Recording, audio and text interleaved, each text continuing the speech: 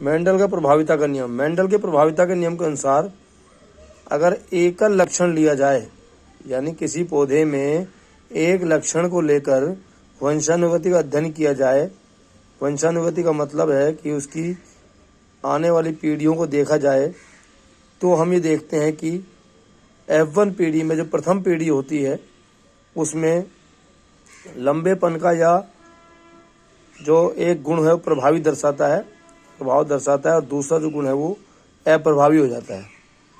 आप देख सकते हैं, लंबा पौधा हमने लिया, लंबे पौधे को हमने टी से दर्शाया, एक हमने बोना पौधा लिया स्मॉल टी से। जब इसके युग्मक बने तो टी और स्मॉल टी।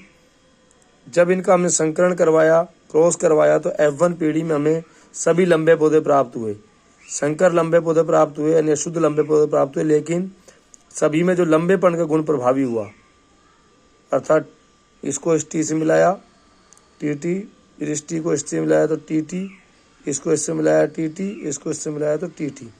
आप देख सकते हैं सभी जो पौधे प्राप्त हो रहे हैं F1 पीढ़ी में वो सभी लंबे पौधे प्राप्त हो रहे हैं। 100% लंबे संकर लंबे या शुद्ध लंबे प्राप्त होते हैं। संकर लंबे का अर्थ है टी, यानी एक बड़ा टी एक छोटा टी। लेकिन यहाँ जो प्रभावी लक्षण है वो लंबेपन का कैपिटल टी प्रभावी लक्षण है, यानी कि सभी पौधे जो है लंबे प्राप्त होंगे।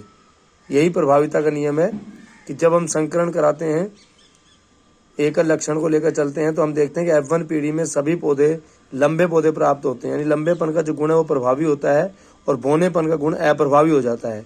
यही प्रभाविता का नियम है।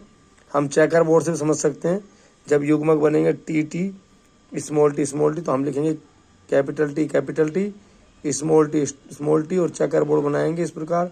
इसको इससे मल्टीप्लाई करेंगे टी, इसको इससे करेंगे तो टी, इसको इससे करेंगे टी, इसको इससे करेंगे टी।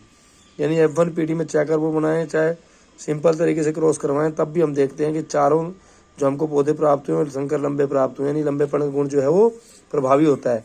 लंबेपन के गुण के प्रभावी होने के कारण इसे प्रभाविता का नियम कहते हैं।